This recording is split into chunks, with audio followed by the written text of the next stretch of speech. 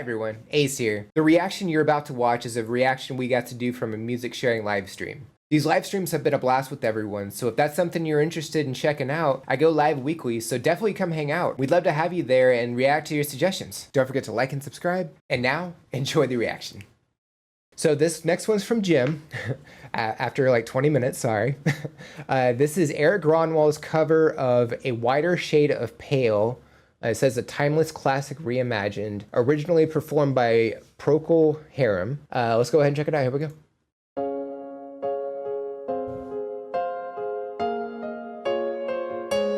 Definitely sounds like it's going to be an emotional performance.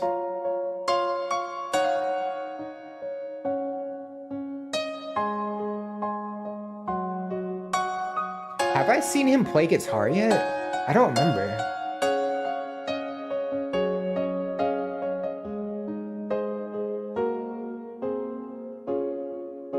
We skipped the light fandango, turned cartwheels across the floor. I was feeling kinda seasick, but the crowd called out for more. The room was humming harder as the ceiling flew away. When we called out for another drink, The range is fantastic. the waiter brought the tray, and so it was that later, as the miller told his tale, that a face at first just ghostly turned a wider shade of pale.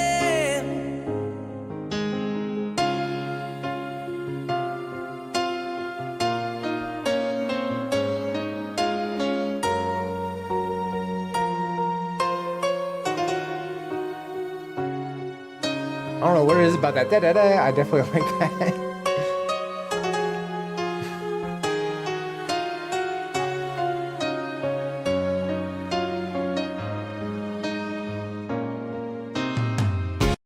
Okay. Right before the next portion, I feel like that's probably a good pausing point. So yeah, very, very clean vocals. Erik always has those clean vocals, and he's able to hit those really high ranges, and the power that he puts behind his vocals is definitely fantastic. So far, obviously, we just got drums, and we're about to get an acoustic guitar, but the first part of the song was just on keyboard and just his vocals, and combine that with the black and white video, and it just kind of has this like hint of sadness. And you know, like when you see black and white videos, you kind of expect that to happen. You know, you kind of just expect it to be a bit of a sadder like song, sadder performance. It definitely has like a more emotional feel, like with all the different shots that we're getting, especially with the hourglass. Could not think of what that thing was called. Just kind of like watching time pass, basically. After he finished singing and we got the little instrumental interlude there, like the da-da-da, like just those little like additions to the song, I definitely like that as well. I don't know if that's in the original or not. Somebody would definitely have to let me know. I definitely like that. And then there was a bit of synth, I believe, in addition to his piano playing. I don't think that was Erik singing that. It kind of, I can see it either way, but I feel like it was probably like a synth sound that was happening on top of the keys. I thought it was really cool. But yeah, I'm definitely enjoying the performance so far. Same tune on original, but it was an organ. Gotcha. So yeah, in the description, because it didn't mention who played what or anything like that, it was set up pretty much like this. You know, artist, written by producer, but it didn't mention who played what instrument, so I kind of just made guesses. I'm glad that I was right, so at least there's that. You never heard the original. It doesn't sound familiar, so I don't think so. Let's go ahead and get back to this. Here we go.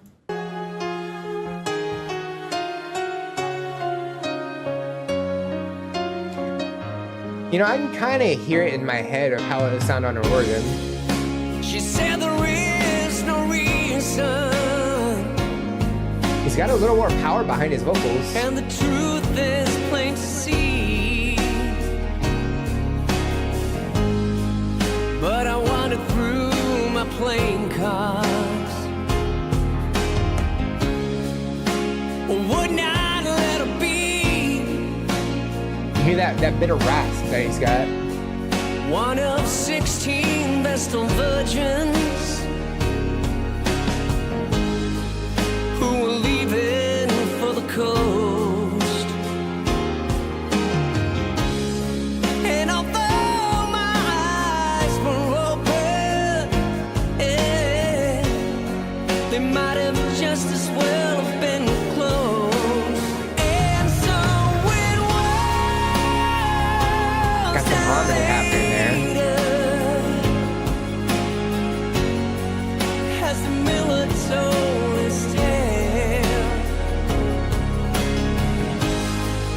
that her face at first was ghostly, turned a whiter shade of pale, and so it was that later, yeah, as the miller told his tale, that her face at first just ghostly, turned a whiter shade of pale, and so it was that later,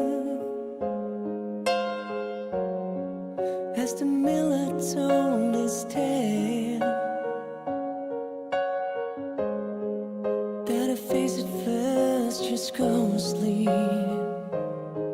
turned a whiter shade of pale. Very nice. But yeah, so we get the additional like instrumentation with the drums and the guitar and everything, and it's kind of like a slow build up. You know, it started off, you know, really simple. We added a bunch of things with his vocals. He added some power and rasp behind that, which is definitely awesome. And then yeah, always awesome to hear him hit those really high notes with all that power and everything. It's so good. And then the song kind of ends how it started with just the piano and him.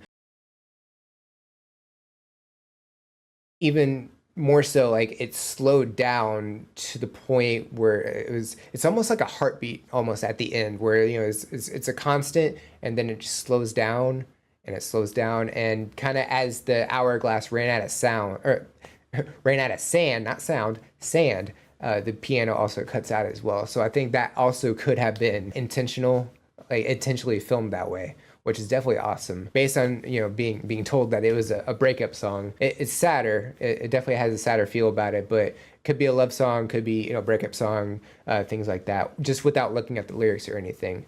But yeah, like going through the lyrics and everything, you definitely get the impression that it is much sadder for sure. But yeah, definitely awesome performance. I definitely like that. Jonah T is the keyboard for, that's right, yeah, for Heat. That was a great song, adding it to playlist for sure. Yeah,